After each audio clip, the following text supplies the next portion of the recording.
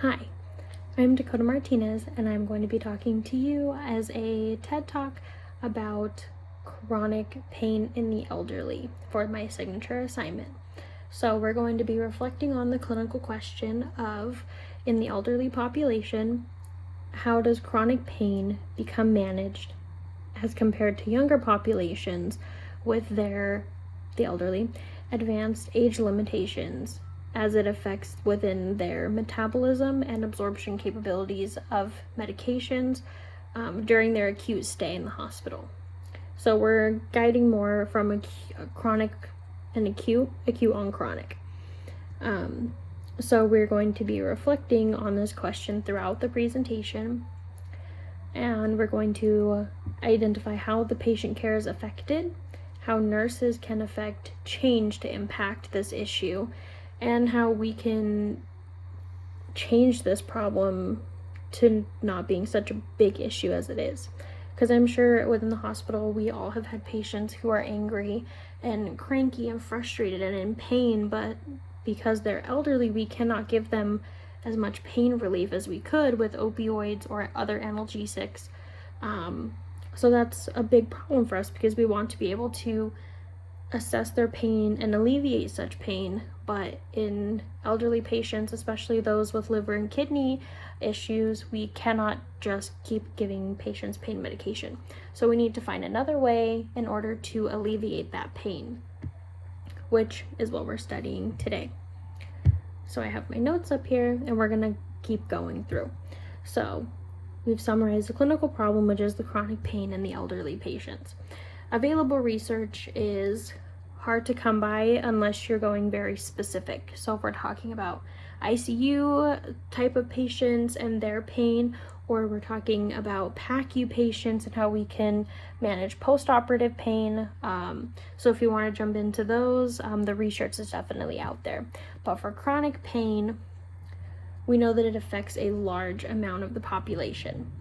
And this population, especially with the boomer generation that are getting older, they all have a lot of chronic issues, which leads to more pain.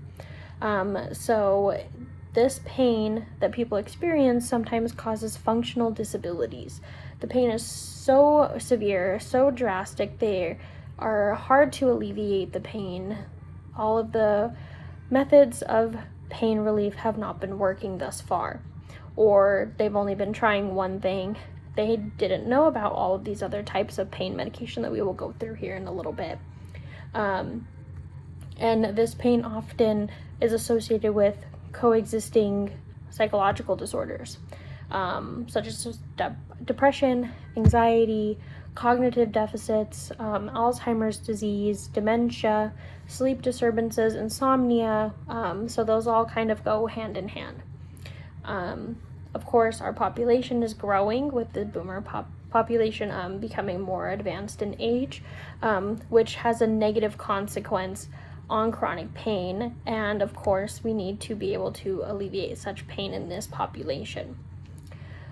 So of course, we have chronic pain that's related to neurodegenerative and musculoskeletal conditions. Peripheral vascular diseases, we have social isolations, poor life quality, pressure ulcers, osteoarthritis, rheumatoid arthritis. We have diseases such as lupus, we have cancer diagnoses. There's all kinds of things that can cause chronic pain. Trauma, there's a million different reasons why people can have chronic pain. For the elderly population, it has been seen and previously researched that the elderly population have altered pain experiences from their neurogenic degenerative capabilities being altered with their advancing in age. So these circuits that are degenerating, these neurocircuits, they decrease the inhibitory pathways of pain. So aging is also linked to an increase in pain threshold, decline in sensation, decrease in an ability to metabolize, absorb, and excrete medications, And of course, we have those with dementia and cognitive impairment who cannot communicate such pain to us, or those with other types of cognitive dysfunction in the brain, that they can't tell us when they're in pain, what the pain is like, where it's at, or people with MS, they can't point to us where the pain is at most of the time. So we need to be able to anticipate and alleviate such pain in a way that's therapeutic for them, and also that doesn't lead into more issues for us as healthcare workers to battle in further times. So to operationalize practice change in practice environment, which is the acute care, I currently work in the ICU, which most of the time we only have 2 patients. So it's easier to kind of streamline these types of clinical problem implementations to be able to seek a goal and to change practices in order to therapeutically help our patients. So for pain, this of course is we're wanting to see if these patients with other methods of pain relief and pain management, if we are able to consistently give them an alleviation of this pain based on using other mechanisms along with analgesic or opioid therapies. So we would want a few nurses to pilot this program within different floors of the hospital, what have you. However the hospital is wanting to go about this, we could have a couple of nurses on each unit that are providing such holistic care for their pain management methodologies. A theoretical model that could be used is exploratory qualitative research, because this is to explore in the patient's perspective what this type of intervention is going to do for the patient from the patient's own point of view. So I think that would be a beneficial model. Another way that we can sample is with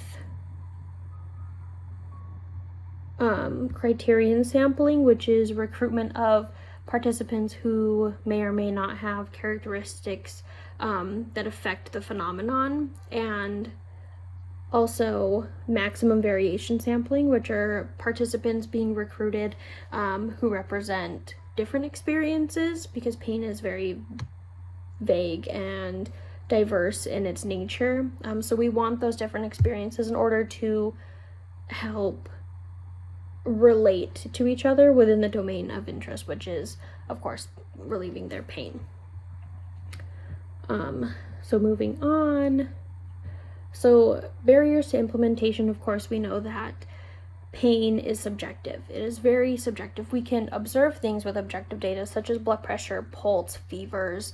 Of course, with our elderly population, we can look at faces, which is a pain assessment tool. We can also look at their baseline versus where they are now, if they're more confused, and be able to overcome those barriers in order to provide an alleviation of pain. So we need to get over those communication barriers with certain patients in order to come to the end goal of what we're trying to do with pain relief therapy. Internal evidence to be used in providing data demonstrating improvement of the outcomes would be that these certain nurses and units who are involving a holistic point of view and method of relieving pain. Of course, these patients will have decreased a number of opioid therapy. They'll be able to recover faster. Their moods are going to be better. They're going to be more compliant with their therapies, their regimens, their treatment plans. They'll do better in rehabilitation services, of course, more than if their pain wasn't being managed properly. Ethical considerations, of course, we want to maintain our patients' autonomy, so getting their informed consent to be a part of the research and the trial, of course, will be needed. Thinking about their ethical, spiritual, and religious preferences, whether they do not want opioid therapy, if they do, if they're against certain pain relief measures, how culturally maybe their diet is different, maybe the way that they do things is different. There's a big number of different cultures and ethical considerations that need to be done, so those all need to be tailored for the individual itself. Evaluating outcomes from the change project would most definitely be that the patients are reporting less pain, with measures such as first, how we assess the pain. Are we assessing it thoroughly enough? Are we getting a really good look at the pain? Are we dealing with sequelae such as depression, isolation, cognitive impairment? So we can use analgesic pain relievers such as acetaminophen, ibuprofen, opioids, and other analgesics, topical creams, NSAIDs, lidocaine, and there's also non-pharmacologic pain measures, which could be things such as musical therapy, positioning. There could be use of possibly cannabinoids or targeted visual therapies, range of motion, more exercise, less exercise. So I guess with the patients presenting illness, where their pain is, how their pain affects them, we'll be able to really tailor their care and their pain relief towards their goals and the goals of the healthcare team, in order to give this patient a very good outcome for pain relief, and this in turn also decreases the opioid misuse or dependency on medications such as muscle relaxers, opioids, benzodiazepines, different types of medications that have a stronger dependence rating, and that's from taking a look at the American Geriatric Society panel for pharmacological management of persistent pain in the elderly, just because we don't want to create that toxicity and the dependence in this population itself. This research also gives us a look into our patients' preferences. So the more that we are looking into how to alleviate this one group set of pain, that doesn't mean that it's only for this one group. We can use this method of mixing non-pharmacologic and pharmacologic, if warranted, relief of pain in order to alleviate pain in our younger generations as well, to reduce those risks of opioid misuse or other medication misuse, in order to appropriately manage our patient's pain. And with that being said, the bottom line is that our patients with chronic pain later on in life is a worldwide problem. Our older adults with chronic pain should have comprehensive pain assessments and guide a selection of treatments based on their goals, their needs, their individual preferences, and have a multidisciplinary approach that uses both pharmacologic and non-pharmacologic modalities in order to reduce pain itself. So we can also involve family members, wives, daughters, sons, caregivers, and seek resources with the interdisciplinary teams in order to help reinforce and, adhere this patient to their treatment plan in order to have the patient have a sincere and great healing journey through their acute stay. Thank you.